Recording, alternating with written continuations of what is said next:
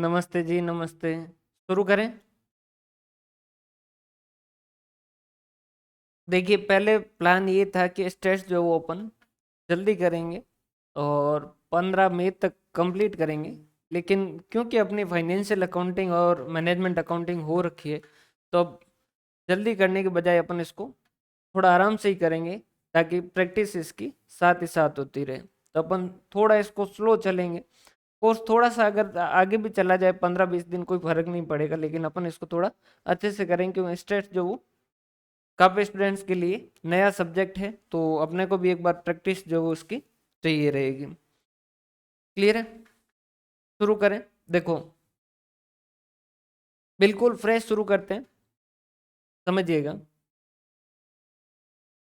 Measures of central tendency ये chapter है क्या अपने आप में? ये कहता है कि हमें क्या चाहिए, हमें क्या चाहिए, हाँ, हमें क्या चाहिए, एक रिप्रेजेंटेशन चाहिए। एक क्या चाहिए? रिप्रेजेंटेशन चाहिए। रिप्रेजेंटेशन किसका चाहिए? बहुत सारे डाटा में से एक डाटा के द्वारा हमें क्या चाहिए? रिप्रेजेंटेशन चाहिए। जहां डाटा, बहुत सारे डाटा पड़े हैं, इन डाटा को रिप्रेजेंट करने वाला जो है वो एक हमें वैल्यू चाहिए, जो क्या करे, ये इस तरीके की वैल्यू हो जो इन पूरों को क्या करे? रिप्रेजेंट करे। ये जितने डाटा है उन सबको क्या करे? ये वाली वैल्यू जो वो क्या करे? रिप्रेजेंट करे। तो ये वैल्यू किस तरीके से कैलकुलेट होगी, ये डिपेंड करेगा ये डाटा कैसे हैं और हमें इस रिप्रेजेंटेशन का उद्देश्य क्या है, हम इस रिप्रेजेंटेशन को क्यों कैलकुलेट कर रहे हैं, किस कारण कैलकुलेट कर रहे हैं, वो डिसाइड करेगा कि हमारे लिए जो मेजर्स ऑफ सेंट्रल टेंडेंसी में से कौन सा जो है वो मेजर हमें इस्तेमाल करना चाहिए मापने के लिए। जैसे ये क्वांटिटी के अंदर है, तो हमें नॉर्मली हम क्या करते हैं? Arithmetic mean, geometric mean, harmonic mean वगैरह इस्तेमाल करते हैं। अगर हमें चेक करना है कि इनमें से पॉपुलर कौन है, तो हम क्या करते हैं? मोड चेक करते हैं। अगर यहाँ पर क्वालिटेटिव डाटा है, जैसे इंटेलिजेंस वगैरह ऐसा कुछ है, तो हम क्या करते हैं? मीडियन इस्तेमाल करते हैं। दूसरा, उसके बाद में ये जो डाटा है इनका परस्पर रिलेशन कैसा है, उसके हिसाब से भी डिपेंड करेगा। जैसे कि सबकी वैल्यू इक्वल है, तो उस केस के अंदर जो वो हम क्या करते हैं? अर्थमेटिक मीन इस्तेमाल करते हैं।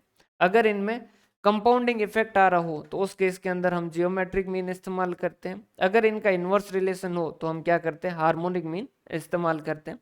तो ये डिपेंड करता है ये डाटा क्या है और ये जो रिप्रेजेंटेशन है वो हम क्यों पता कर रहे हैं। इस हिसाब से डिसाइड करेंगे कि हमें कौन सा मेजर जो है, कौन सा माप जो वो हमें लेना चाहिए। अर्थमेटिक मीन लेना चाहिए, मीडियन लेना चाहिए, मोड लेना चाहिए, या कौन सा वाला यूज करना चाहिए। क्लियर है? ये सबसे इंपॉर्टेंट जो है वो स्टेट्स का chapter, measures of central tendency. Reason क्या है? क्योंकि ये जो एक बेसिक वैल्यू है, आगे जब हम जो भी कुछ कैलकुलेट करेंगे उसके अंदर सबसे पहले हम क्या करेंगे? इस वैल्यू को कंसिडर करेंगे। इस वैल्यू को क्या करेंगे? कंसिडर करेंगे। क्लियर है? इस वैल्यू के हिसाब से आगे डिस्पर्सन कैलकुलेट होंगे, स्क्यूनेस वगैरह जो भी सब कुछ है वो सारा का सारा जब हम जो भी कैलकुलेट करेंगे वहां पर जो है इस मेजर का इस्तेमाल होगा, जो मेजर्स ऑफ सेंट्रल टेंडेंसी के जरिए हम जिस एवरेज को हमारा मेजर माप रहे हैं।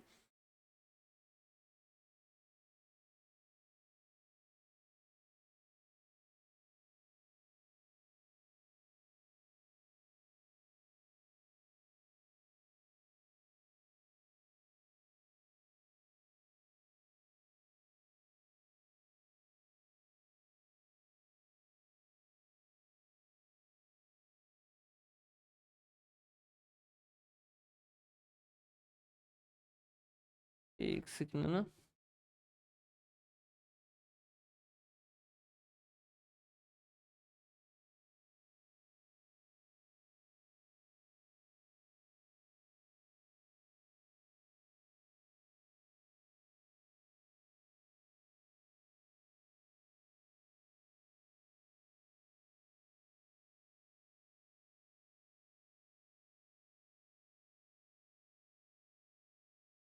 हम्म, चल कैसी रही? स्क्रीन सही चल रही है क्या? स्क्रीन सही चल रही है? आवाज सही आ रही है क्या? हो सकता है वो थोड़ा बहुत, अभी एक तो क्या मौसम सारा कुछ गड़बड़ हो रखा है, उस वजह से थोड़ा बहुत जो वो आ सकता है। अच्छा, हवा और बारिश वगैरह वापस शुरू हो रही है, उस वजह से हो सकता है। आवाज आ रही है, बाकी स्क्रीन चल रही है।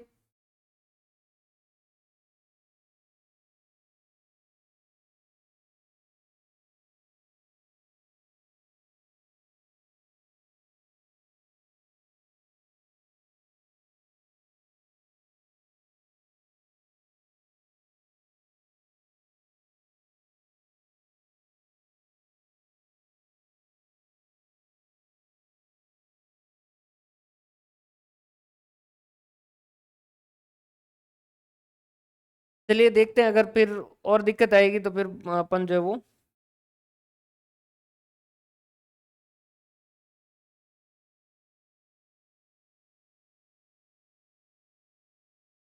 चलो देखते हैं, अगर आगे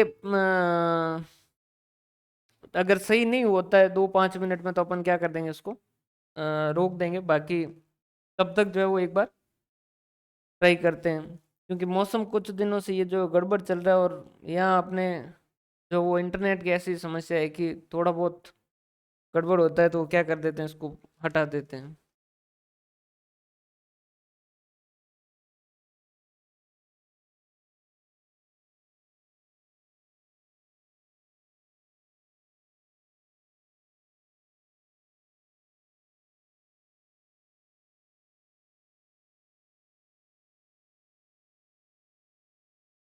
तो देखो,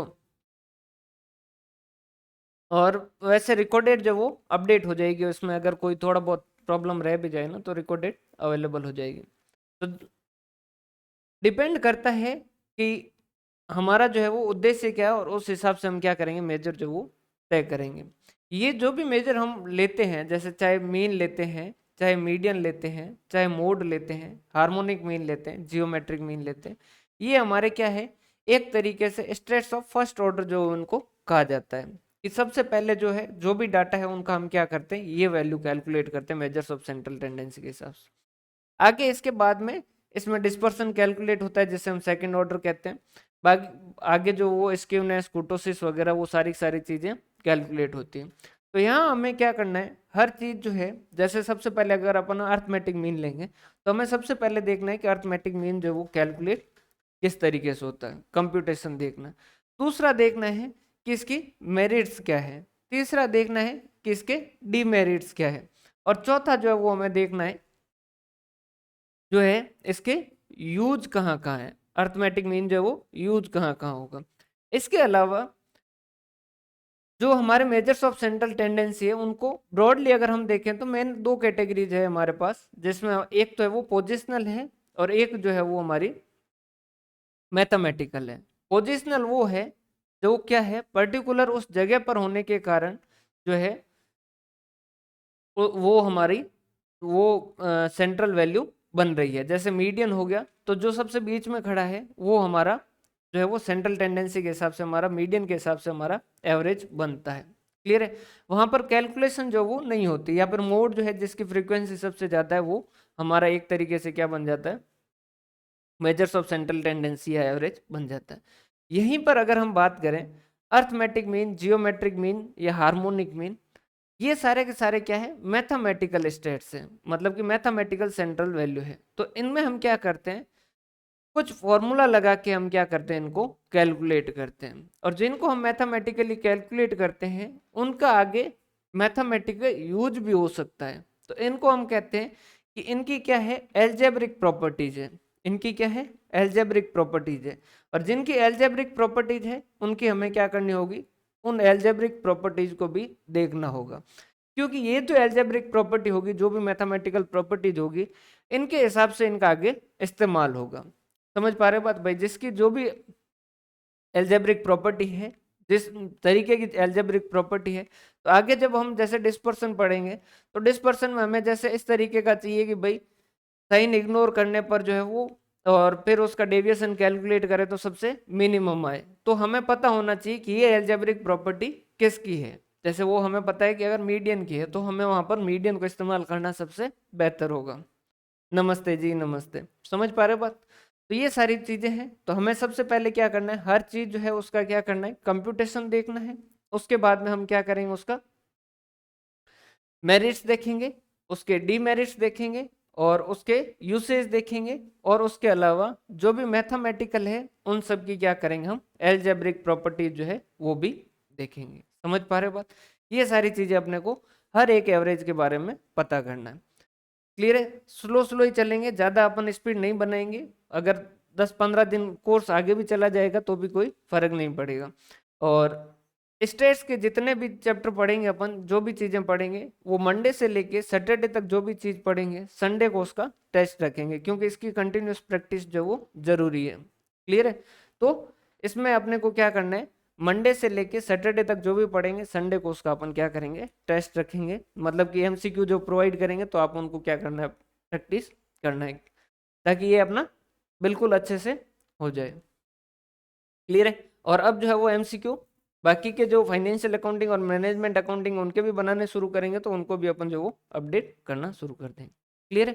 तो स्टेट्स को अपन जो आराम से चलने देंगे, स्लो ही चलने देंगे ना। सबसे पहले हम बात करें, अगर हम ब्रॉड कैटेगरी में हम एवरेज को देखें, तो उनको हम मेनली जो वो 3 कैटेगरी में बांटते हैं। एक तो पोजिशनल, एक मैथमेटिकल, और एक बिजनेस एवरेज। अब ये जो बिजनेस एवरेजेज है इनको कम ही इस्तेमाल होता है। पोजिशनल के अंदर मेन जो है वो आपके मीडियन एंड मोड है। मैथमेटिकल के अंदर क्या है, अर्थमेटिक मीन है, जियोमेट्रिक मीन है, हार्मोनिक मीन है। एक और होता है जिसका इस्तेमाल बहुत कम होता है, जिसे हम कहते हैं क्वाड्रेटिक मीन। इसका इस्तेमाल कम होता है लेकिन है, इस वजह से अपन इसको भी देखेंगे। और बाकी बिजनेस एवरेजेस है जो इसमें कुछ भी नहीं है, अपने को एक ही सेशन के अंदर बाकी सारी चीजें पता करनी। सबसे ज्यादा क्वेश्चन इस चैप्टर से कहाँ आता है, सबसे ज्यादा क्वेश्चन आता है इनका, सबसे ज्यादा क्वेश्चन आने का जो एरिया रहता है वो रहता है मीन, मीडियन और मोड का आपस का रिलेशन। उसके अलावा अर्थमेटिक मीन, जियोमेट्रिक मीन और हार्मोनिक मीन के आपस का रिलेशन। क्लियर है? तो अपन स्लो स्लो चलेंगे। सबसे पहले अपन एक अर्थमेटिक मीन को करेंगे, और फिर जियोमेट्रिक मीन, फिर हार्मोनिक मीन, फिर मीडियन और फिर मोड। बाकी जो जितना पोर्शन है ये तो सारा सारा एक ही सेशन में कवर हो जाएगा, बाकी में इतना कुछ है नहीं। क्लियर है? सबसे पहले हम शुरुआत करें अगर हमारे, तो वो किसकी है, arithmetic mean. Arithmetic mean clear है? देखो,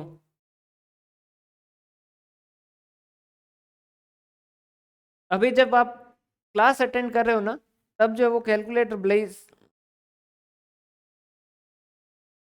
अभी जो है वो इसको पूरा शुरुआत से शुरू करते हैं ना, उस दिन जो वो फास्ट चले थे, इसको एक बार धीरे धीरे इसकी सारी प्रॉपर्टीज और इसको एक बार आराम से वापस देख देना। क्योंकि आगे जो है वो जैसे स्टैंडर्ड डेविएशन में ये क्यों इस्तेमाल होता है वगैरह वगैरह सारी डिटेल में नहीं किया था, तो इसको शुरुआत से ही एक बार पूरा करते हैं। देखिए, सीरीज जो है, जो सीरीज हो या फिर जो आपके डाटा है, वो आपके मेनली 3 कैटेगरी में बांटते हैं,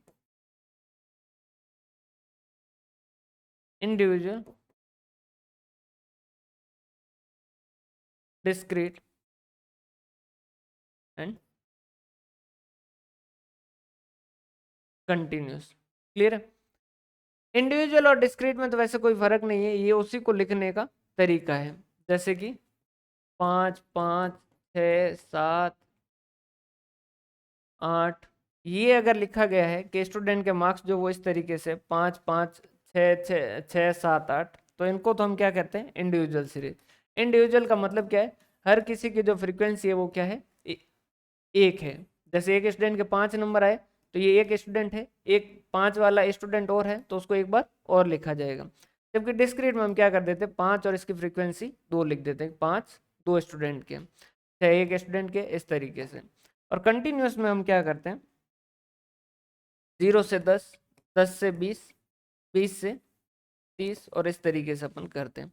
अब समझिएगा यहाँ पर एक चीज समझिएगा, हम यहाँ पर क्या करते हैं, जब x कैलकुलेट करते हैं arithmetic mean, geometric mean, harmonic mean में मैक्सिमम टाइम हम क्या करते हैं, इसकी मिड वैल्यू ले लेते हैं। जैसे 0 और 10 के बीच का कौन सा है, 5। 10 और 20 के बीच का कौन है, 15। 20 और 25 के बीच का कौन सा है, 25। अब इनकी फ्रीक्वेंसी जो है वो जैसे 3 है, 5 है और 7 है। तो यहाँ समझिएगा कंटिन्यूअस सीरीज के अंदर जो भी फॉर्मूला जो है वो मिड वैल्यू को कंसिडर करेगा, जो भी चीज मिड वैल्यू को कंसिडर करेगी, उसकी एक डीमेरिट जो है वो यहीं से इसके साथ हो जाएगी। कौन सी, ये समझिएगा। जैसे 3 स्टूडेंट है और 3 स्टूडेंट के मार्क्स जो है वो 0, 0 और 0 है, लेकिन आप क्या मान रहे हैं, तीनों के मार्क्स जो है वो 5, 5 और 5 है। आप आपकी इस कैलकुलेशन के हिसाब से तीनों के मार्क्स का टोटल कितना है, 15 है। जबकि अगर तीनों के मार्क्स का टोटल 0 है तो भी वो इस कैटेगरी में 0 से 10 वाले के बीच में आएगा। 10 से 20 वाले में जैसे 3 स्टूडेंट है और तीनों के जो वो 20, 19 और 18 नंबर है, तो कितना होता है, 20 प्लस 19 प्लस 18, इनके मार्क्स का टोटल जो कितना होता है, 57। जबकि आप कितना मानोगे, 15 इंटू, इसको भी 3 रख देना, 15 इंटू 3 कितना, 45 मानोगे। समझ पा रहे हो बात।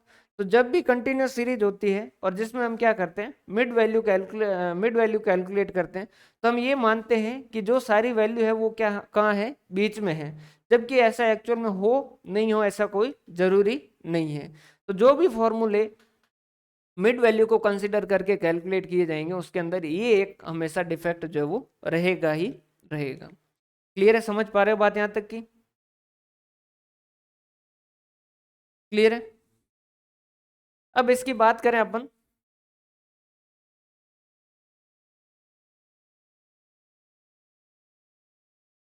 कैलकुलेशन की। वैसे इसके जो है वो मेनली जो फॉर्मूले चलते हैं वो दो फॉर्मूले चलते हैं, एक डायरेक्ट और एक शॉर्टकट। कंटिन्यूस सीरीज के लिए दो फॉर्मूले और बनते हैं जिसको हम क्या कहते हैं, स्टेप डेविएशन और समेशन मेथड। समेशन तो बहुत कम यूज होता है और स्टेप डेविएशन भी फॉर्मूला एक बार देख लीजिएगा, बाकी उसमें इतना ज्यादा वहां से क्वेश्चन पूछा नहीं जाता। अगर आपकी सीरीज जो है वो इंडिविजुअल है तो औसत का सीधा सूत्र क्या होता है, राशियों का योगफल बट्टा राशियों की संख्या, sigma x upon N. Clear है। जैसे एक क्लास है जिसमें 5 स्टूडेंट है और उनका टेस्ट लिया 5, 3, 7, 4 और 9, ये उनके नंबर है। तो आप एवरेज कैसे कैलकुलेट करोगे, 5 प्लस 3 प्लस 7 प्लस 4 प्लस 9 कितना हो गया, 28 डिवाइड बाय 4 कितना हो जाएगा आपका, 7 चौक 28। क्लियर है। इसके बाद में सेकंड आती है आपकी डिस्क्रीट सीरीज। सेकंड आपकी कौन सी आती है, डिस्क्रीट सीरीज। डिस्क्रीट सीरीज में क्या होता है समझिएगा, जैसे आपने एक टेस्ट लिया 5 नंबर का टेस्ट लिया जिसमें से 0, 1, 2, 3, 4 और 5 ये मार्क्स आ सकते थे।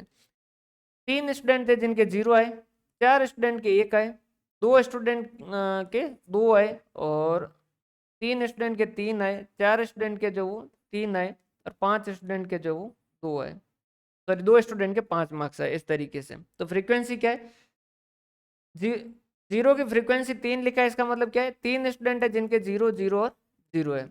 एक की फ्रीक्वेंसी 4 लिखा है मतलब कि 4 स्टूडेंट है जिनके मार्क्स जो है वो 1, 1, 1 और 1 है। 2 स्टूडेंट ऐसे हैं जिनके 2 और 2 है, 3 स्टूडेंट ऐसे हैं जिनके 3 और 3, सॉरी 3 स्टूडेंट है, 4 मार्क्स वाले भी 3 और 5 वाले भी 2 है। तो अपने पास एक तो तरीका क्या है, राशियों का योगफल बट्टा राशियों की संख्या, तो इनका सबका टोटल करें तो क्या हो जाएगा, 4, 5, 6, 7, 8, 9, 10, 11, 12, 13, 14, 15, 16, 17 और ये फिर इस तरीके से इन सबका टोटल करें।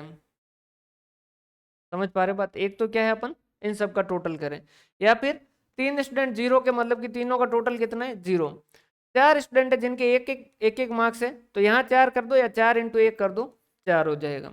और 2 स्टूडेंट है जिनके दो है, मतलब कि 2 और 2 4। आप इस तरीके से भी कर सकते हो, 3 इंटू 3 9, और ये कितना हो गया, 4 तरी 12, 5 दूनी 10। तो ये क्या हो गया आपका सिग्मा एफ एक्स। ये जो है ये क्या है, राशियों का योगफल, और बट्टा राशियों की संख्या, कितने हैं स्टूडेंट कितने, तो देखो ये है टोटल स्टूडेंट का, 3 4 7 8 9 10 11 12 13 14 15 16 17, तो कितने 17। तो जब डिस्क्रीट सीरीज होगी तो आपका फॉर्मूला क्या हो जाएगा, sigma f x upon n कह दो, या फिर एन कह दो, या इसे आप क्या कह सकते हो, सिग्मा एफ जो है वो कह सकते हो। क्लियर है, क्लियर है, यहां तक की बात समझ आई आपको। अगर यहीं पर सीरीज जो है वो आपकी क्या हो, कंटिन्यूस हो तो जैसे टेस्ट लिया जिसमें नंबर जो वो 0 से 10 के बीच में, 10 से 20 के बीच में, 20 से 30 के बीच में, 30 से 40 के बीच में, और 40 से 50 के बीच में। जैसे 0 से 10 के बीच में मार्क्स लाने वाले स्टूडेंट जो है वो उनकी फ्रीक्वेंसी जो है वो कितनी है, 5 स्टूडेंट है ये है, 3 स्टूडेंट ये है, 4 स्टूडेंट ये है, 7 स्टूडेंट ये है, और 2 स्टूडेंट ये है। तो यहाँ हम क्या करते हैं, इनकी मिड वैल्यू जो है वो क्या कर लेते हैं अपन, उसको x मान लेते हैं कि 0 और 10 के बीच में मतलब क्या, 10 प्लस 0 डिवाइड बाई 2, तो कितना हो गया 5। 10 और 20 के बीच में मतलब क्या कर देते हैं 15, यहाँ कितना 25। 40 और 30 70 डिवाइड बाई 2 35, और यहाँ कितना हो गया 45। ये जो है ये हमारा x है, और ये हमारा फ्रीक्वेंसी है, तो ये जो है हमारा क्या हो जाएगा एफ एक्स हो जाएगा, और वो सेम टू सेम फॉर्मूला जो वो डिस्क्रीट में जो लग रहा है वो का वो आपका क्या लगेगा, इसके अंदर भी लगेगा। समझ पा रहे हो बात। अब यहाँ देखो एक डिफेक्ट यहाँ सीधा आ गया कि हम 0 से 10 के बीच में जो है 5 मान रहे हैं, कि हम जो मान रहे हैं कि हर स्टूडेंट के 5 मार्क्स है ऑन एन एवरेज, जबकि ऐसा नहीं है। हो सकता है कि पांचों के पांचों स्टूडेंट जो है वो उनके मार्क्स 0 हो सकते हैं, पांचों के स्टूडेंट जो है मार्क्स जो है वो 10 हो सकते हैं। समझ पा रहे हो बात। आप मान रहे हो कि इन पांचों का टोटल मिला के मार्क्स कितने, 5 इंटू 5 25। क्लियर है, जबकि एक्चुअल में जो वो थोड़ा बहुत चेंज हो सकता है, थोड़ा बहुत क्या काफी भी हो सकता है। जैसे पांचों के 10 10 है तो 50 की जगह आप क्या कर रहे हो 25 इस्तेमाल कर रहे हो। समझ पा रहे हो बात, क्लियर है। तो ये आपका चाहे डिस्क्रीट है चाहे आपका कंटिन्यूअस सीरीज है, ये जो है फॉर्मूला इसी तरीके से रहेगा।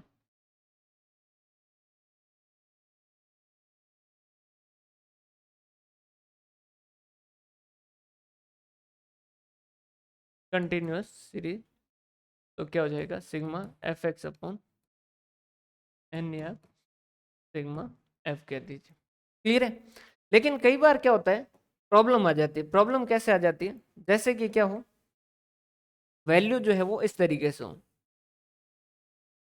वैल्यू किस तरीके से हो, जैसे 5.2 एक्स जो है वो आपका ये है 5.2, और 6.1, 7.2, 8.1, और 9.2, इस तरीके से है। और इनकी भी क्या दे रखी हो, फ्रीक्वेंसी दे रखी हो। क्लियर है। या फिर सिचुएशन इस तरीके से हो कि वैल्यू जो वो आपकी दे रखी है 1 लाख, और फिर दे रखा है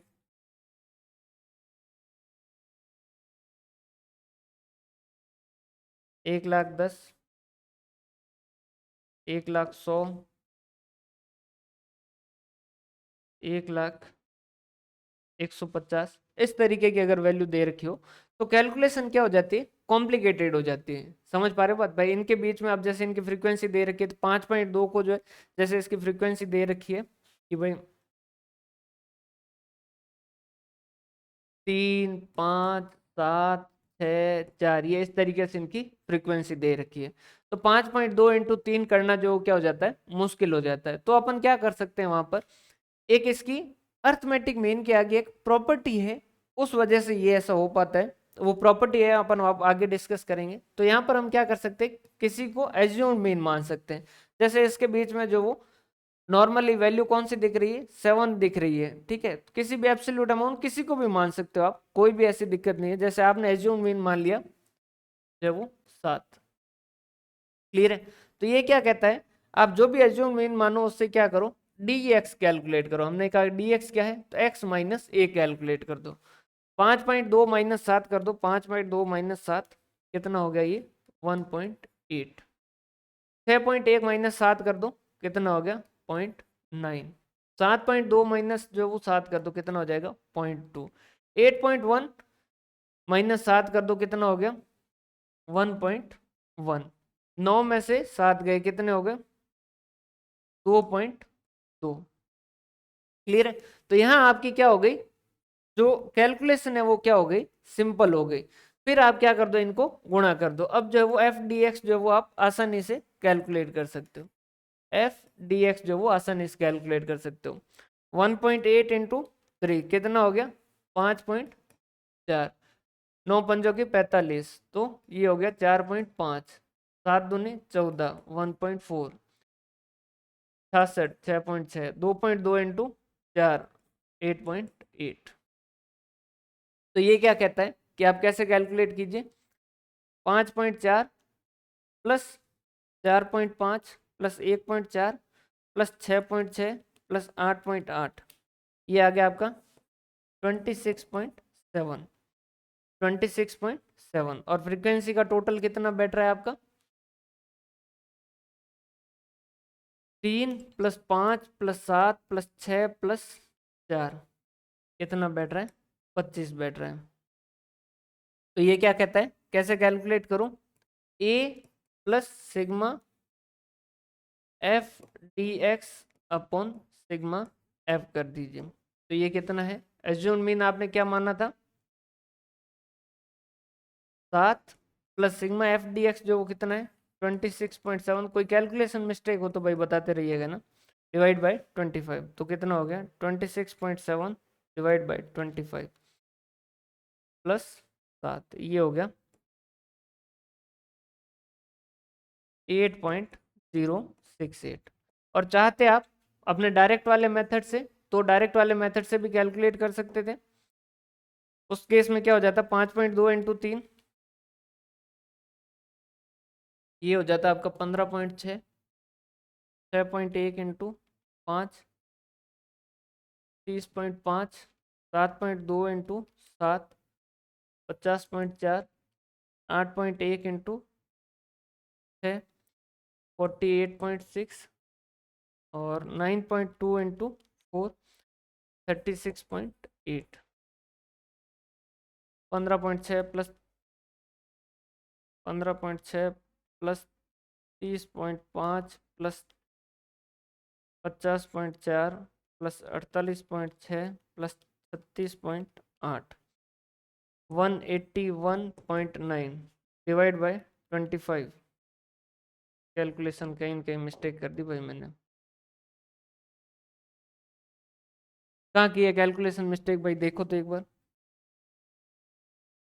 5.2 into 3, 6.1 into,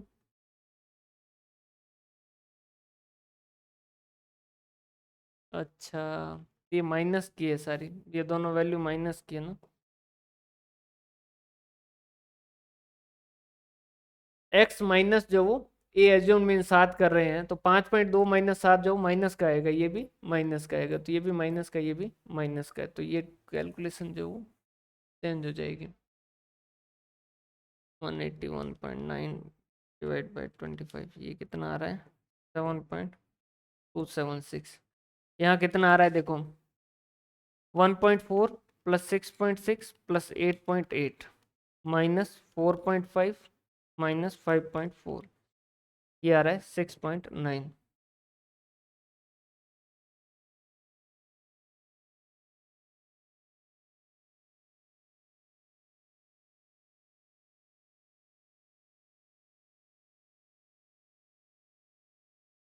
divide by 25 plus 7, 7.276।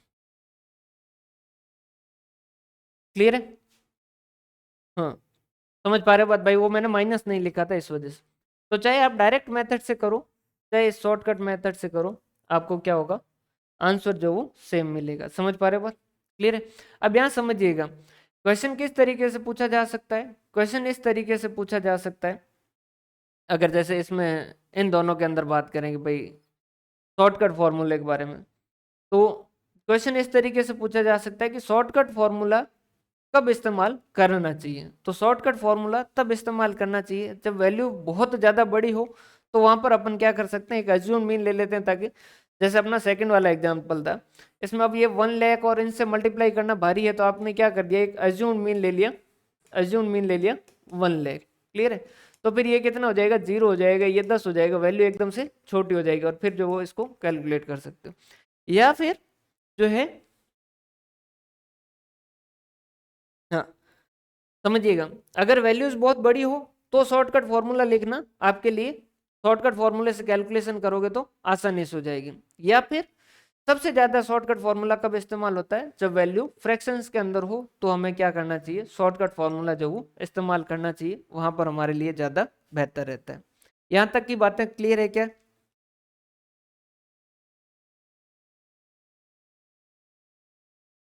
क्या यहां तक की बातें क्लियर है?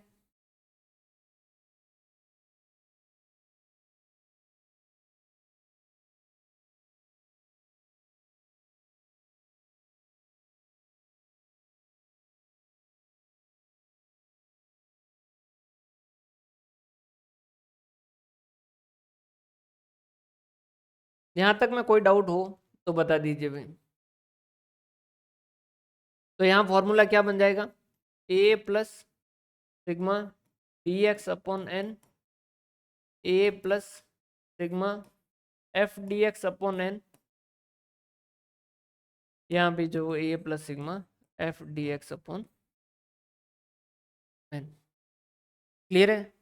यहाँ तक की बातें क्लियर है? अब जो अपन इससे थोड़ा आगे बढ़ते हैं, एक वैसे मेथड और है, उस फॉर्मूले को मैं समझा देता हूँ यहाँ पर। वो फॉर्मूला जो है वो step deviation method, step deviation method. कब लगता है स्टेप डेविएशन मेथड, तो स्टेप डेविएशन मेथड लगता है ओनली कंटिन्यूअस सीरीज के लिए। क्लियर है? जब कंटिन्यूअस सीरीज हो तो उस केस के अंदर जो आप अर्थमेटिक मीन जो वो इस फॉर्मूले से भी कैलकुलेट कर सकते हो, चाहे किसी से भी करोगे आपका आंसर जो वो सेम ही आएगा। इसने किया वैसा का वैसा ही है, एक्स बार जो है वैसा का वैसा, A plus sigma F F D X, इस तरीके के ऊपर स्लेस लगा के डिवाइड बाय एन।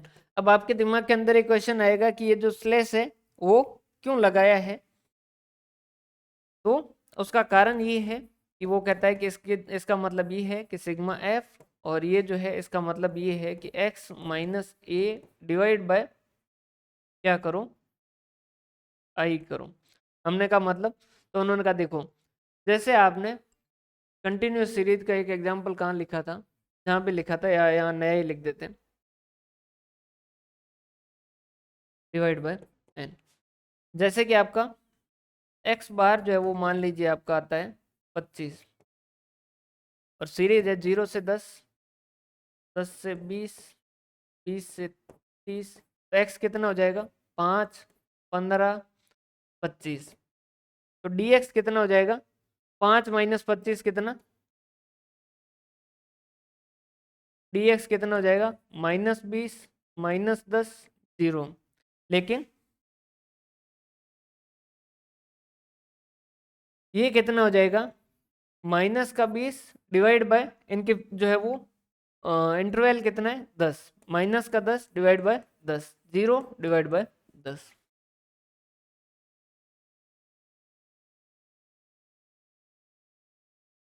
समझिएगा, देखो कंटिन्यूअस सीरीज के लिए एक तो सीधा तरीका क्या है, जो शॉर्टकट तरीका है वो है, उसके अलावा एक स्टेप डेविएशन मेथड और कहता है, वो कहता है कि ए कर दो plus sigma F D x slash divide by n कर दो।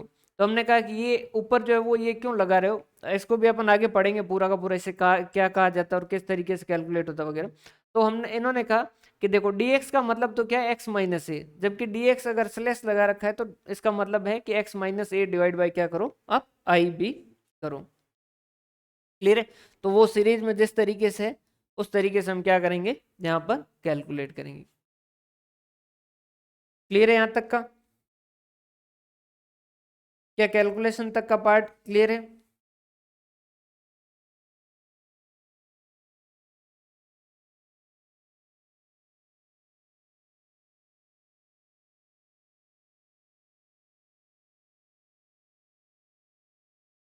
फर्स्ट पार्ट अपन जो है वो कंप्यूटेशन देख रहे हैं, इसमें एक दो चीजें और हैं कि कई बार जो हम क्या करते हैं, हम कंबाइंड अर्थमेटिक मीन भी कैलकुलेट करना पड़ सकता है, तो वो भी हम कैलकुलेट कर सकते हैं। बिल्कुल सिंपल सी बात है, जैसे कि क्लास ए है और क्लास बी है। क्लास ए के अंदर जो नंबर ऑफ स्टूडेंट जैसे 10 है और यहाँ 15 है, इनका एवरेज मार्क्स जो है वो 8 है और इनके एवरेज मार्क्स जो वो 9 है। तो इन दोनों क्लास को साथ बैठाएंगे तो इनका कितना जो वो एवरेज आएगा। तो 10 स्टूडेंट हैं, उनके हर किसी के एवरेज मार्क्स 8 है, मतलब कि टोटल मिला के 10 स्टूडेंट के कितने नंबर बनते हैं, 80 मार्क्स बनते हैं। और इनके 15 इंटू 9 कितने बनते हैं, 135। तो दोनों क्लासें अगर साथ बिठा दोगे तो आपके टोटल इन स्टूडेंट के मार्क्स कितने हो जाएंगे, 80 प्लस 135, 80 प्लस 135 215। और नंबर ऑफ स्टूडेंट कितने हो जाएंगे, 25। तो क्या करोगे, 215 डिवाइड बाय 25 कितना हो जाएगा, 8.6। तो ये कंबाइंड अर्थमेटिक मीन जो वो कैलकुलेट हो जाएगा। अब समझिएगा, कई बार क्वेश्चन पूछा जाता है कि कंबाइंड स्टैंडर्ड डेविएशन क्यों कैलकुलेट हो पाता है। उसका रीजन ये है कि स्टैंडर्ड डेविएशन अर्थमेटिक मीन को यूज करता है, और क्योंकि अर्थमेटिक मीन के अंदर कंबाइंड अर्थमेटिक मीन कैलकुलेट हो सकता है, इस वजह से कंबाइंड स्टैंडर्ड डेविएशन भी कैलकुलेट हो सकता है। 4.5 क्यों आएगा, 8.6 आएगा। देखो दोनों क्लासेस साथ में बिठा दी तो नंबर ऑफ स्टूडेंट कितने हो गए, 10 प्लस 15 कितने, 25। और 10 स्टूडेंट के जो 8 के हिसाब से एवरेज नंबर है, समझिएगा। जैसे 5, 6, 11 और 15, इनका अपन एवरेज कैलकुलेट करें, 5 प्लस 6 प्लस 11 प्लस 15, इसको 18 कर दूं तो इनका एवरेज कितना आता है, एवरेज कितना आता है, 40 डिवाइड बाय 4, मतलब एवरेज कितना आता है, 10 आता है। क्लियर है? इसकी बजाय जैसे x1 plus x2 plus x3 plus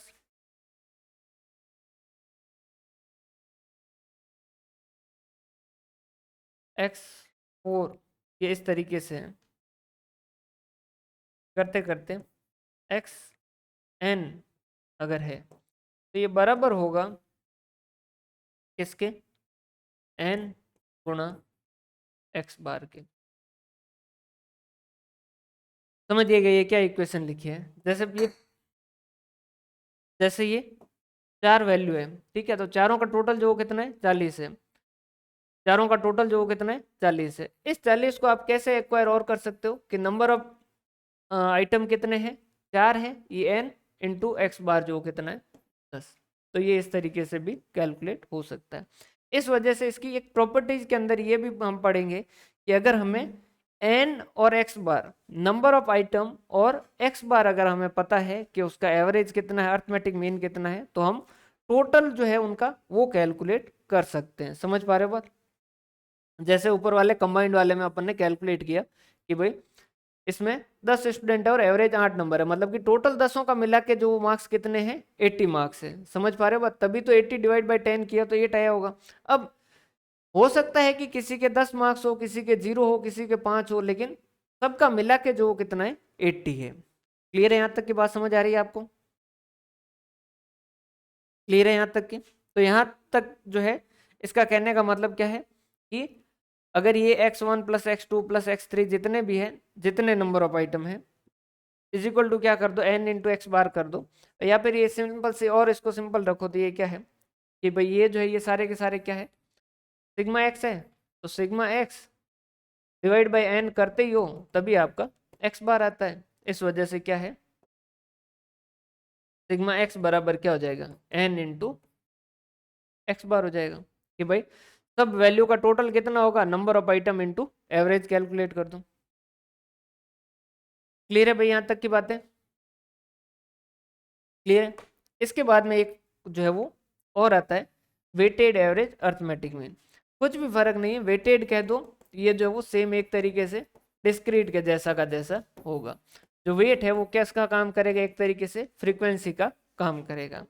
जैसे ये हो गया आपका एक्स और ये हो गया वेट। अपन नॉर्मली गुडविल वगैरह कैलकुलेट करने में करते हैं कि भाई 10,000, 12,000, 15,000, 18,000। अगर कंटिन्यूस बढ़ता है तो अपन क्या करते हैं, वेट दे देते हैं 1, 2, 3 और 4। तो ये वेट है, ये वेट एक तरीके से फ्रीक्वेंसी है। समझ पा रहे बात, अपन इसको वेट ज्यादा देना चाहते हैं तो वेट जो वो एक तरीके से क्या है, फ्रीक्वेंसी है। क्या करोगे, वही सिग्मा डब्ल्यू एक्स करोगे, और यहाँ जो है वो आपका जो भी सिग्मा डब्ल्यू एक्स आएगा, फिर क्या कर दोगे, आपको अगर कैलकुलेट करना है sigma W x divided by sigma of W, और एन जो भी आप लिखो वो लिख के कर सकते हो। क्लियर है, समझ पा रहे हो बात, क्लियर है यहाँ तक की। और क्योंकि हम इसमें टोटल कैलकुलेट कर पाते हैं अगर दो वैल्यू दे रखी है, इस वजह से अगर कभी कोई एरर आ जाता है तो अपन उसको एरर को भी क्या कर सकते हैं, रेक्टिफाई कर सकते हैं। और क्योंकि अर्थमेटिक मीन के अंदर हम एरर को रेक्टिफाई कर सकते हैं, इस वजह से जो स्टैंडर्ड डेविएशन आगे हम पढ़ेंगे वो क्योंकि अर्थमेटिक मीन के ऊपर डिपेंडेंट है, इस वजह से अर्थमेटिक मीन भी जो हो अगर वैल्यू कुछ इनकरेक्ट है तो उसको भी हम क्या कर पाएंगे, करेक्ट कर पाएंगे। जैसे सिंपल सी बात है कि भाई 10 स्टूडेंट थे, उनका एवरेज कैलकुलेट किया और उनका एवरेज जो वो 8 आया। फिर पता चला कि दो स्टूडेंट की जो वैल्यू थी वो कितनी थी, 5 और 7 थी। उसकी जगह हमने क्या कर दिया, उसकी जगह 3 और 4 पढ़ लिया। तो एवरेज से ही कैलकुलेट करो, बिल्कुल सिंपल सा है। 10 स्टूडेंट का एवरेज 8 है, मतलब कि हमारे हिसाब से 10 स्टूडेंट का टोटल मार्क्स कितने, जो इनकरेक्ट इनकरेक्ट सिग्मा एक्स है वो कितना है, 10 स्टूडेंट एवरेज 8 के हिसाब से, मतलब कि टोटल उनका कितना बनता है, 80 मार्क्स बनते हैं। क्लियर है। अब इसमें हमने क्या कर दिए, दो स्टूडेंट के मार्क्स जो 5 और 7, दो स्टूडेंट के मार्क्स जिनके 5 और 7 है उनकी जगह हमने क्या कर दिए, 3 और 4 पढ़ लिए। तो इसमें गलती से क्या हो गया, एक तो 3 जुड़ गया, एक 4 जुड़ गया, जो कि नहीं जुड़ने चाहिए। इसकी जगह क्या जुड़ने चाहिए थे, 5 और 7 जुड़ने चाहिए थे। तो ये क्या हो जाएगा, हमारा करेक्ट सिग्मा एक्स आ जाएगा। क्लियर है, करेक्ट सिग्मा एक्स कितना हो जाएगा, 80 माइनस 3 माइनस 4 प्लस 5 प्लस 7 कितना, 85। तो होना कितना चाहिए था, 85। तो हमारा करेक्ट जो है वो एक्स बार कितना आ जाएगा, 85 डिवाइडेड बाय अपने को क्या करना था, 10 करना था, तो 8.5 आ जाएगा। क्लियर है, यहां तक की बात समझ आ रही है। 10 स्टूडेंट थे, एवरेज कैलकुलेट किया, 8 आ गया। फिर पता चला कि दो स्टूडेंट जिनके मार्क्स 5 और 7 है उसकी जगह हमने 3 और 4 पढ़ लिए। तो अपने को पता है कि 10 स्टूडेंट के एवरेज मार्क्स 8 है, मतलब कि 10 को मिला के टोटल कितने मार्क्स है, 80 मार्क्स है। अब उसमें 3 और 4 पढ़ लिए, मतलब कि 3 ऐड हो रखा है और 4 ऐड हो रखा है जो इनको नहीं करना था, तो उनको आपस माइनस कर दिया। और एक्चुअल में 5 और 7 को ऐड करना था तो प्लस 5 कर दिया और प्लस 7 कर दिया। तो ये क्या हो जाएंगे, करेक्ट आपके सिग्मा एक्स कैलकुलेट हो जाएगा। और इसके हिसाब से हम क्या करेंगे, करेक्ट एक्स बार जो वो कैलकुलेट कर पाएंगे। सेम ये कि ये बातें आप स्टैंडर्ड डेविएशन के अंदर भी उसकी अलजेब्रिक प्रॉपर्टीज के अंदर पढ़ोगे कि अगर जैसे एक वैल्यू गलत कर ली और फिर हमने स्टैंडर्ड डेविएशन कैलकुलेट कर लिया तो हम जो वो करेक्ट स्टैंडर्ड डेविएशन जो वो कैलकुलेट कर सकते हैं। रीजन क्या है, क्योंकि वो अर्थमेटिक मीन पे बेस्ड है। जो अर्थमेटिक मीन पे बेस्ड होगा उसकी प्रॉपर्टी जो अर्थमेटिक मीन से रिलेटेड होगी। जैसा अर्थमेटिक मीन काम करेगा वैसा वैसा वो भी काम करेगा। क्लियर है? क्लियर है भाई यहां तक का?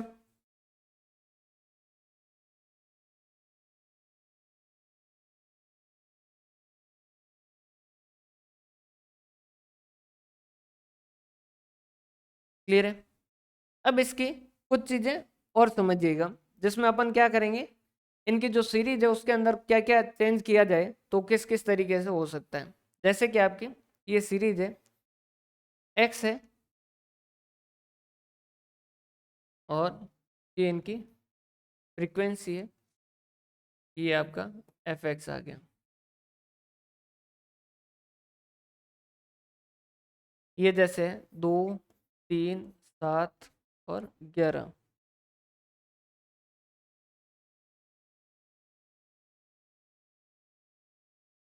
और इनकी फ्रीक्वेंसी है जैसे 2, 3, 3 और 4। कितना हो गया? 2 × 2, 4, 9, 7 × 21, 11 × 4 44, 44 + 21 + 9 + 4,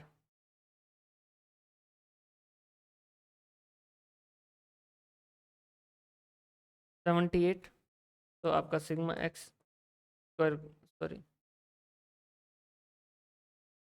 अर्थमेटिक मीन कितना आ जाएगा? 78 डिवाइड बाय 2 + 3 + 3 + 4, 12। 78 डिवाइड बाय 12 कितना है? 6.5।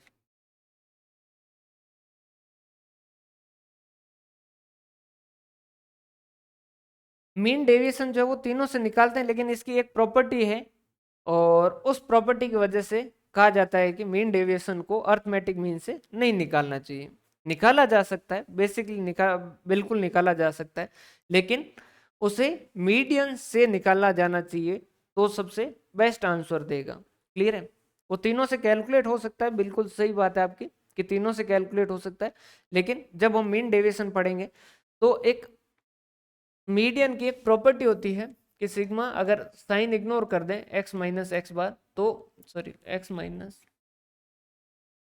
m, तो ये मिनिमम होता है। इस प्रॉपर्टी के कारण जो वो मीन डेविएशन सबसे बेहतर रहता है कि हमें सबसे सही बात यह है कि हमें उसे मीडियन से कैलकुलेट करना चाहिए। अब समझिएगा, अगर हम x के अंदर क्या कर दें,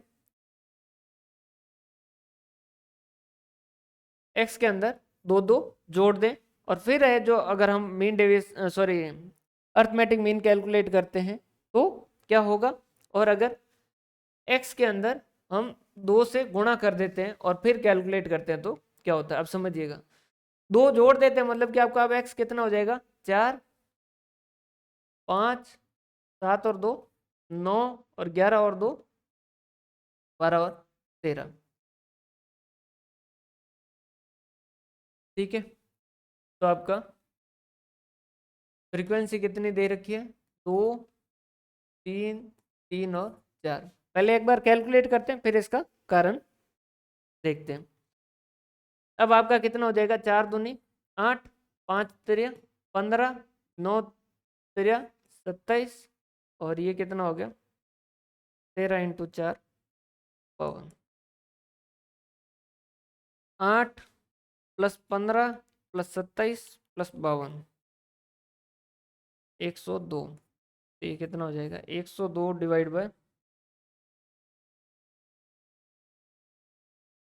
12।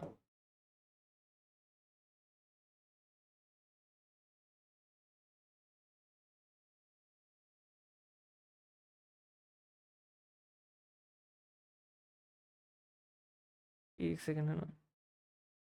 कितना हो गया? 8.5। कितना हो गया? 8.5। अगर आपके x के अंदर कोई एक कांस्टेंट वैल्यू, एक कोई कांस्टेंट वैल्यू जैसे अपन जैसे नॉर्मली रिप्रेजेंट करते हैं सिंबल के हिसाब से k से रिप्रेजेंट करते हैं, अगर एक कोई कांस्टेंट अमाउंट है जो ऐड कर दिया जाए तो नई जो सीरीज है उसका अर्थमेटिक मीन में भी क्या हो जाएगा, मतलब कि जो अर्थमेटिक मीन भी क्या होगा उसी तरीके से बढ़ेगा और वो भी क्या हो जाएगा? +2 हो जाएगा। अब सर ये ऐसा होता क्यों है? बिल्कुल सिंपल सी बात है, ऐसा कुछ खास इसमें नहीं है। देखो ये x1, ये प्लस x2 प्लस ये x3 प्लस ये x4 और डिवाइड बाय क्या कर रखा है आपने, जैसे ये 4 कर रखा है। क्लियर है? अब सब में आपने जैसे क्या कर दिया, दो इसमें जोड़ दिया, दो इसमें जोड़ दिया, दो इसमें जोड़ दिया और दो इसमें जोड़ दिया। क्लियर है? तो अल्टीमेटली आपने क्या किया है, इनको अलग ले लो भाई, प्लस वाले तो एक साइड में कर सकते हो, x1 plus x2 plus x3 plus x4 plus 2 plus 2 plus 2 plus 2। तो अल्टीमेटली इन चारों के साथ क्या हुए, दो दो दो दो जुड़े हैं, तो सारी वैल्यू क्या हो गई है, दो दो दो से बढ़ गई है। तो आपका अर्थमेटिक मीन भी क्या हो जाएगा, दो से बढ़ जाएगा। समझ पा रहे बात भाई? जैसे समझिएगा, एक, दो और तीन का अर्थमेटिक मीन कितना है, दो है। तीन दो पांच और छह, छह डिवाइड बाय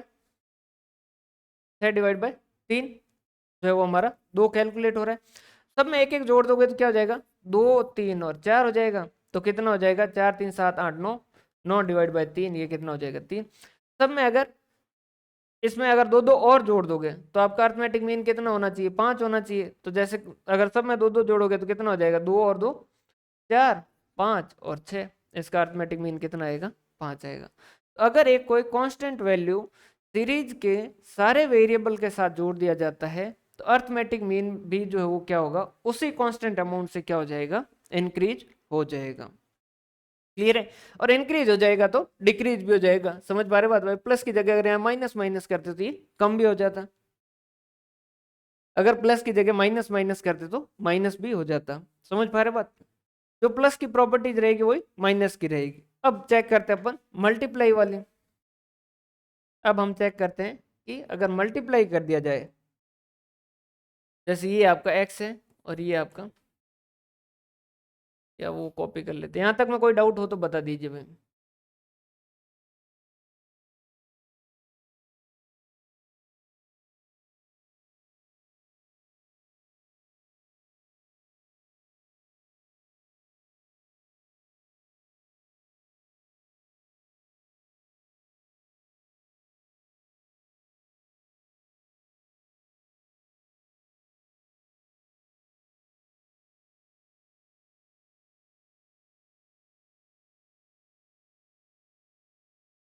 नया बनाना ही पड़ेगा ना। यहाँ तक में कोई डाउट है तो बताते रहिएगा ना। अब जैसे एक है सीरीज अपनी, एक्स है, एफ है,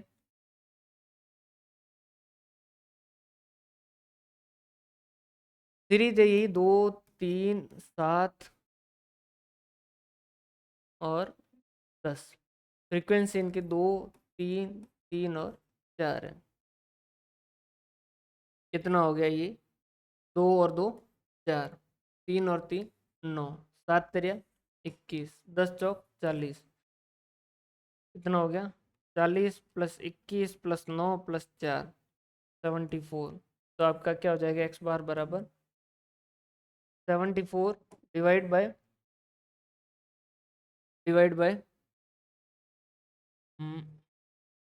दो प्लस तीन प्लस चार डिवाइड बाय 12। तो ये हो गया 74/12, 6.16। क्लियर है? अगर हम x को जो वो 3 से गुणा कर देते हैं, x को हम 3 से गुणा कर देते हैं और फिर अगर कैलकुलेट करते हैं तो कैसे होगा। तो x के अंदर अगर 3 से गुणा करेंगे तो 2 इंटू 3 कितना हो गया, 3 दूनी 6, 3 तिरिया 9, 7 तिरिया 21, 10 तिरिया 30। अब इसमें f जो है वो लिखते हैं, 2 3 3 और 4, तो 6 दूनी 12, 9 तिरिया 27, 21 इंटू 3 63, 30 इंटू 4 120, 120। कितना हो जाएगा आपका ये, 120 प्लस 63 प्लस 27 प्लस 12, ये आपका आ गया 222। 2 प्लस 3 प्लस 3+4 कितना हो गया 12।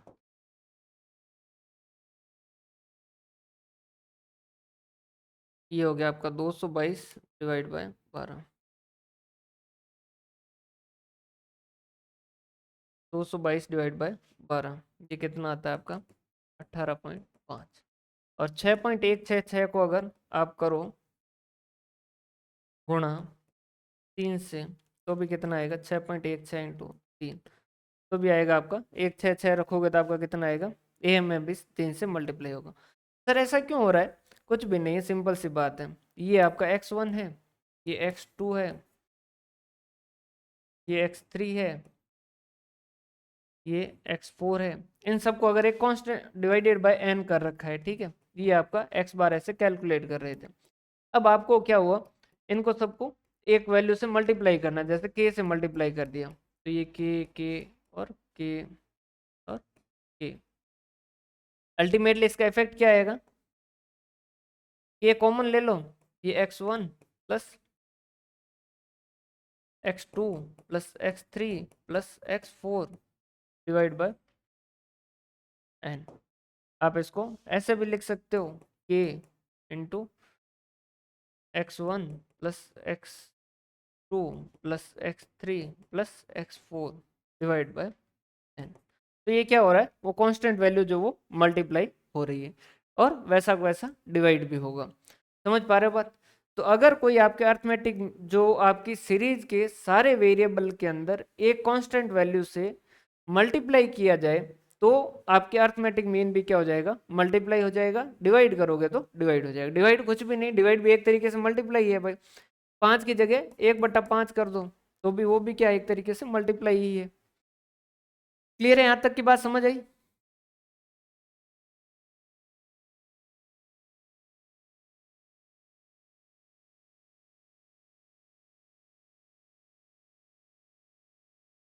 क्लियर है यहां तक का? एक जैसे आता है कि समझिएगा, ये x है और जैसे 2 3 और 7 है, तो आपका अर्थमेटिक मीन आ रहा है 2 + 3 + 7 कितना 12 डिवाइड बाय 3 कितना हो गया 12 डिवाइड बाय 3 4। x के अंदर अगर एक कांस्टेंट वैल्यू जो वो ऐड करोगे तो अर्थमेटिक मीन ऐड हो जाएगा। x के अंदर एक कांस्टेंट वैल्यू लेस करोगे तो लेस हो जाएगा। लेकिन कई बार क्वेश्चन कहता है कि अगर जैसे वेट जो है वो कॉमन है, अगर वेट कॉमन है तो उसको क्या किया जा सकता है, इग्नोर किया जा सकता है।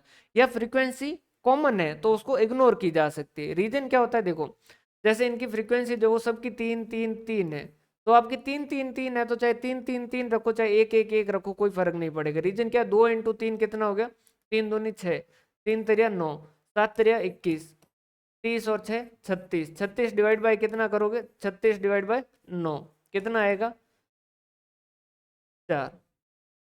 समझ पा रहे बात?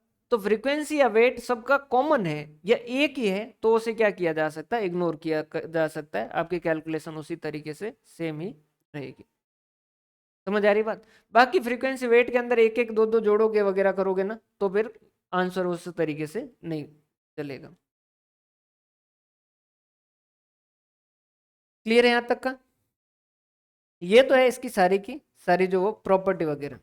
अब इसकी एल्जेब्रिक प्रॉपर्टी जो वो देख लेते हैं। इसकी एल्जेब्रिक कह दो या मैथमेटिक प्रॉपर्टी जो वो कह दो। पहली तो सिंपल सा है कि सिग्मा एक्स माइनस एक्स बार करोगे तो आपको क्या आएगा, हमेशा 0 आएगा। सिग्मा एक्स माइनस एक्स बार करोगे तो आपको हमेशा क्या मिलेगा, 0 मिलेगा। सिंपल सी बात है, सीधी सी बात है। जैसे 5 6 11 और ये 13 है तो इसका कितना होगा, 5 + 6 + 13 कितना है 24 है। 24 डिवाइड बाय 3 कितना है 8 है। क्लियर है? सब में से 8 8 लेस कर दो, -8 -8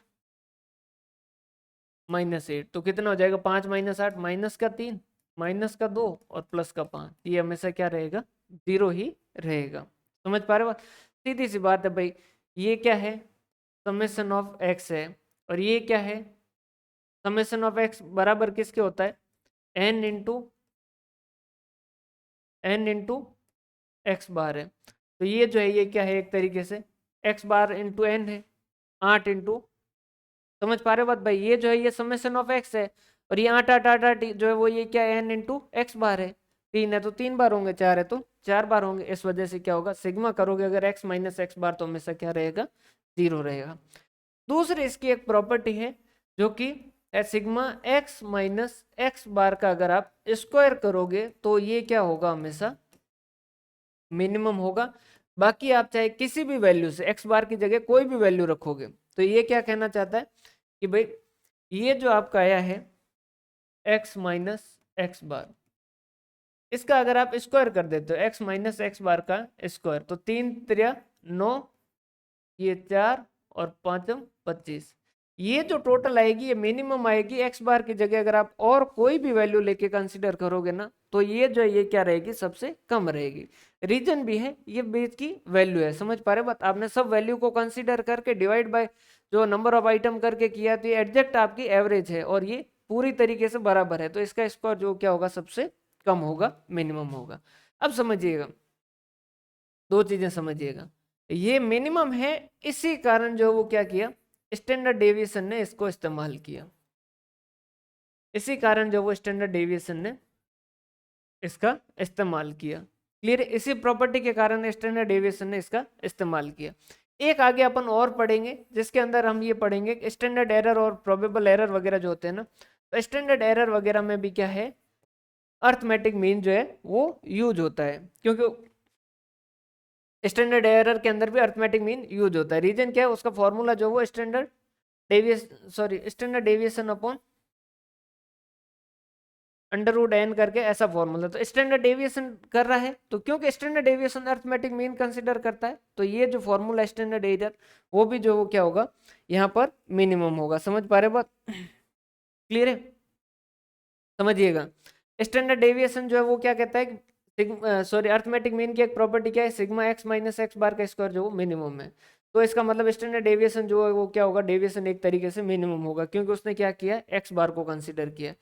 एक और आगे चीज पढ़ेंगे स्टैंडर्ड एरर जो स्टैंडर्ड डेविएशन अपॉन √n, और स्टैंडर्ड डेविएशन इस एक्स बार के हिसाब से अगर कैलकुलेट करते हैं तो वो मिनिमम आता है, इस वजह से स्टैंडर्ड एरर भी अर्थमेटिक मीन से कैलकुलेट किया जाएगा तो वो मिनिमम होगा। आगे जब हम एरर पढ़ेंगे तब ये काम आएगा, बस एक बार इतना ध्यान रखिएगा आगे ऐसी कुछ चीज आने वाली है। क्लियर है? तीसरे इसकी एल्जेब्रिक प्रॉपर्टी है कि भाई अगर एक्स बार बराबर सिग्मा एक्स अपॉन एन होता है तो अगर इसमें से कोई भी दो वैल्यू आपको पता है तो तीसरी वैल्यू कैलकुलेट कर सकते हो। जैसे नंबर ऑफ आइटम पता हो और एवरेज पता है तो आप टोटल कैलकुलेट कर सकते हो, या टोटल और नंबर ऑफ आइटम पता है तो एक्स बार कैलकुलेट कर सकते हो। इन दोनों में से कोई भी वैल्यू जो कैलकुलेट की जा सकती है। एक इसकी एल्जेब्रिक प्रॉपर्टी ये भी है कि दो सीरीज है, जैसे ये सीरीज ए है और ये सीरीज बी है, series A plus series B कर दो तो इनका अर्थमेटिक मीन भी क्या हो जाएगा सीधा ऐड हो जाएगा। जैसे 2 3 5 है और ये 4 7 11 है तो इसका एवरेज जो कितना है 2 + 3 + 5 प्लस डिवाइड बाय 3, ये है 3.33 और 4 + 7 + 11 डिवाइड बाय 3, ये है 7.33। अगर इन दोनों सीरीज को ऐड कर दोगे तो 2 और 2 2 और 4 4 और 2 6 7 और 3 10 और 11 और ये 16 + 10 + 6 32 डिवाइड बाय 3, ये आ जाएगा 10.66 इनका एवरेज। तो दो सीरीज है और उनके अगर एरर वाला देखो, वैसे तो अपन एरर आगे पढ़ेंगे, एरर तो वैसे आगे पढ़ेंगे, अभी सिर्फ इतना है स्टैंडर्ड एरर जो है वो स्टैंडर्ड एरर जो है ना वो क्या करता है स्टैंडर्ड डेविएशन का इस्तेमाल करता है। और स्टैंडर्ड डेविएशन जो है वो मिनिमम क्यों होता है, रीजन ये है क्योंकि वो कहता है एक्स माइनस एक्स बार जो वो उसका स्क्वायर करो तो ये क्या होगा मिनिमम होगा। और स्टैंडर्ड डेविएशन क्या करता है अर्थमेटिक मीन को इस्तेमाल करता है, इस वजह से स्टैंडर्ड डेविएशन जो वो डेविएशन स्क्वायर के हिसाब से स्टैंडर्ड डेविएशन जो क्या होता है मिनिमम होता है। क्लियर है? तो deviation from arithmetic mean is minimum, sorry, square of deviation from arithmetic mean जो है वो मिनिमम है। स्टैंडर्ड एरर जो है ना वो फॉर्मूला उसका होता है कि standard deviation upon under root N.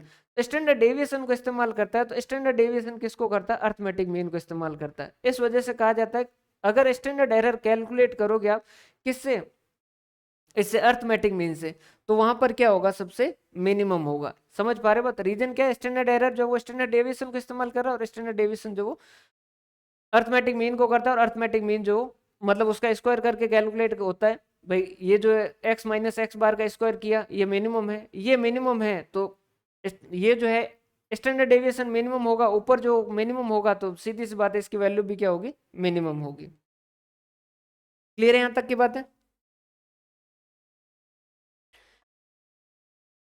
इसके बाद में है दो सीरीज कांस्टेंट वैल्यू वगैरह वगैरह ये सारी बातें। अब इसके जो वो मेरिट्स और डीमेरिट्स पे बात करते हैं। एल्जेब्रिक प्रॉपर्टी हो गई। मेरिट्स इसकी अच्छी बातें क्या क्या है? तो अच्छी बातें इसकी सबसे पहले से पहले तो इजी है, इजी टू कैलकुलेट है, इजी टू अंडरस्टैंड है, ठीक है। दूसरा बेस्ड ऑन ऑल वैल्यूज है। इसकी एक अच्छी बात यह है कि ये सारी वैल्यू को कंसीडर करता है। सर क्या कोई ऐसा भी है जो सारी वैल्यू को कंसीडर किए बिना भी कैलकुलेट हो सकता है? हाँ हो सकता है, मीडियन और मोड। आगे अपन इनको जब देखेंगे तब पता होगा। एक इसकी क्या है? सर्टेनिटी है, आप किसी भी फॉर्मूले से कैलकुलेट कर लीजिएगा, ये हमेशा सेम रहेगा। और उसके बाद में है एल्जेब्रिक यूज पॉसिबल है इसके। एल्जेब्रिक यूज जो है वो पॉसिबल है, और इनको अरेंज करने की जरूरत नहीं है। अरेंज करने की जरूरत तो वैसे ये प्रॉपर्टी की इस वजह से लिखी जाती है क्योंकि मीडियन के अंदर अरेंज करना पड़ता है असेंडिंग और डिसेंडिंग के अंदर। बाकी जो वो ऐसा नहीं लिखा, लेकिन वो है इसके कंपैरिजन में जो वो लिखते हैं। और उसके बाद में जो वो एक और क्या है,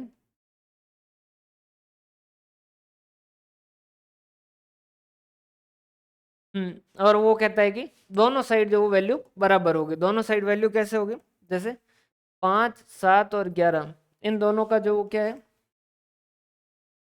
5 + 7 + 11 कितना है? 23, या इसको 12 कर देते हैं, 24, 24/3 8 आ रहा है।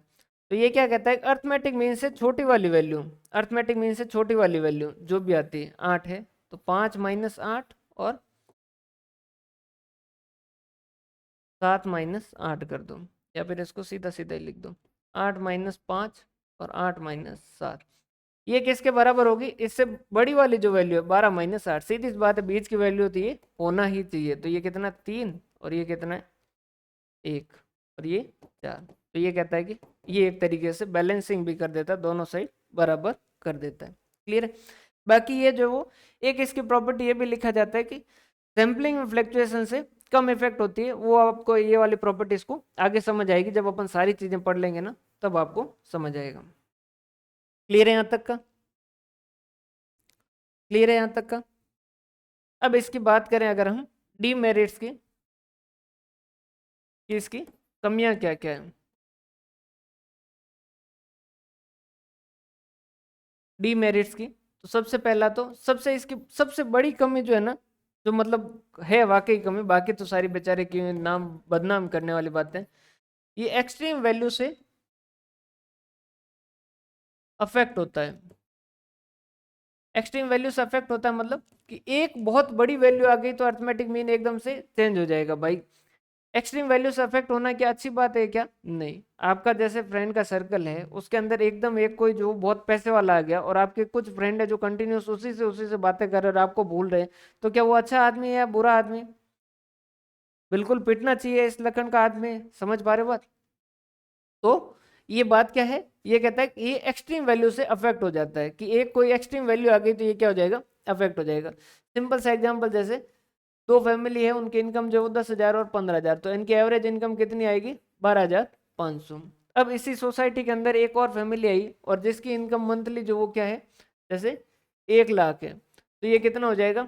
1 लाख प्लस 25,000 डिवाइड बाय 3, 41,667। तो एक एक्सट्रीम वैल्यू, एक बहुत बड़ी वैल्यू आते से ही क्या हो जाएगा, अर्थमेटिक मीन एकदम से चेंज हो सकता है। क्लियर है? तो ये क्या है, एक तरीके से एक्सट्रीम वैल्यू से अफेक्ट होती है। बाकी तो बेचारे की जो वो यूं कही गई है, ऐसा कुछ है नहीं। एक इसको कहा गया है कि कैलकुलेट करना पड़ता है। अब ये क्यों कहा गया है, क्योंकि जो मोड वगैरह है उनको बिना कैलकुलेट किए भी आसानी से पता किया जा सकता है। ग्राफिकल जो है वो इसका प्रेजेंटेशन नहीं हो सकता है, क्योंकि मोड वगैरह का हो सकता है। समझिएगा, कमियां जो है वो दूसरों से कंपेयर करने पे कमियां दिखती है। कई बार जो क्या कर देता है, ये एरोनियस रिजल्ट दे देता है। एरोनियस रिजल्ट मतलब कि बेकार रिजल्ट, जैसे जो कुछ ज्यादा क्लियर नहीं करता है। जैसे ये फॉर्म ए है, ये फॉर्म बी है, फॉर्म सी है। इसका प्रॉफिट 0, 10,000, 20,000 है। इसका 10,000, 10,000, 10,000 है। और इसका 20,000, 10,000 और 0 है। अर्थमेटिक मीन तो तीनों का क्या बताएगा, 0, सॉरी 10,000, 10,000 और 10,000। लेकिन आपको पता है ये वाली फॉर्म ग्रो कर रही है, ये वाली फॉर्म ग्रो कर रही है, ये वाली फॉर्म जो वो स्टेबल है, और ये वाली फॉर्म डाउन साइड जा रही है। क्लियर है? बाकी कई बार ये जो वो स्टूपिड आंसर भी देता है। स्टूपिड आंसर जैसे कि आपने बच्चों का एवरेज निकाला तो उसके इसके अंदर जैसे आ गया 1.6 चाइल्ड पर फैमिली। तो अब 1.6 तो होते नहीं है। क्लियर है? या फिर इसकी एक और जो वो क्या दे रखा है, ग्राफिकल ऑल वैल्यू। कई बार जो वो क्या करता है, अनरिप्रेजेंटेटिव वैल्यू भी बताता है। अनरिप्रेजेंटेटिव वैल्यू कैसे, जैसे 10,000 और 15,000 है, एवरेज कितना बताया, 12,500। एक भी फैमिली ऐसी नहीं है जिसकी इनकम जो वो 12,500 है। या फिर तीनों के केस में आ गया इनका 41667। अब तीनों में से एक भी फैमिली ऐसी नहीं है जिसकी वैल्यू जो वो 41667 है। तो ये इसे हम कहते हैं अनरिप्रेजेंटेटिव वैल्यू जो है वो भी कहा जाता है। क्लियर है?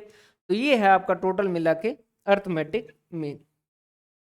ये जो है ये आपका अर्थमेटिक मीन है। इससे वेटेड है अर्थमेटिक मीन से अपन क्या कर सकते हैं, इंडेक्स नंबर के अंदर आगे जो हम और देखेंगे, इससे जो वो इंडेक्स नंबर, और एक तो इंडेक्स नंबर में आएगा और एक इसके अंदर आएगा ये चैप्टर, एक और चैप्टर के अंदर इसका और आएगा रिलेवेंस। तो वहां पर जो वो डेथ रेट वगैरह जब कैलकुलेट करते हैं ना, तो वहां भी इसको यूज करेंगे। क्लियर है? तो इसमें अभी कोई डाउट हो तो बताइए।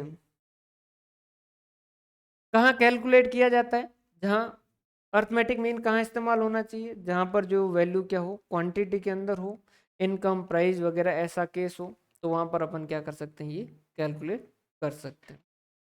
जिसमें एक तो क्वांटिटी हो और जिसमें दो चीजें नहीं हो, इनवर्स रिलेशनशिप नहीं हो और कंपाउंडिंग इफेक्ट ना हो, तो वहाँ पर हमारे लिए अर्थमेटिक मीन जो वो सबसे बेहतर है। और इन जनरल एवरेज का मतलब आम जनता जो वो अर्थमेटिक मीन से ही मानती है। जैसे कि एवरेज इनकम या फिर एवरेज हाइट या फिर एवरेज एज, ये सारे के सारे जो वर्ड यूज होते हैं, वहां पर एवरेज जो वर्ड है वो किसके लिए इस्तेमाल होता है, अर्थमेटिक मीन के लिए इस्तेमाल होता है। तो सबसे पॉपुलर और सबसे ज्यादा जाना जाने वाला नाम जो है वो किसका है, इस अर्थमेटिक मीन। क्लियर है यहां तक का? अब इसमें अर्थमेटिक मीन में कोई डाउट नहीं आएगा?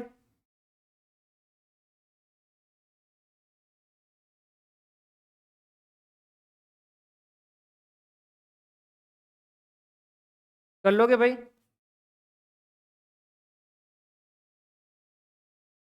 तो यहाँ तक का रिवीजन कीजिएगा और पुराना भी जो वो रिवीजन कीजिएगा।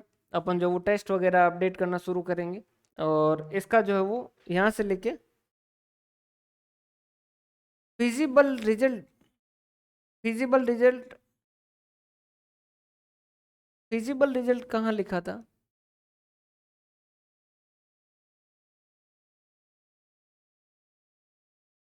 इसमें फिजिबल रिजल्ट नहीं लिखा था, डीमेरिट्स ऑफ अर्थमेटिक मीन के अंदर एरोनियस रिजल्ट लिखा था। एरोनियस रिजल्ट का मतलब क्या है, देखो जैसे फॉर्म ए है, उसका पहले साल 10,000 था, दूसरे साल 20,000 था, तीसरे साल 30,000 था। बी फर्म है जिसका पहले साल भी 10,000 मुनाफा, दूसरे साल भी 10,000, तीसरे साल भी 10,000 है। फर्म सी है जिसका पहले साल 20,000 था, दूसरे साल 10,000 था और तीसरे साल 0 था। एवरेज तीनों का क्या करेगा, 10,000 बताएगा। जबकि ये फॉर्म है जो पहले 0 से 10,000 हुई, 10,000 से 20,000 हुई, तो इसका प्रॉफिट कंटिन्यू बढ़ता जा रहा है, इसका प्रॉफिट स्टेबल है और इसका प्रॉफिट कम होता जा रहा है। लेकिन ये तीनों तीनों का एवरेज जो वो क्या बताएगा, सेम बताएगा। एरोनियस मतलब खराब, कल्प हाँ काल्पनिक। क्लियर है, क्लियर है ये।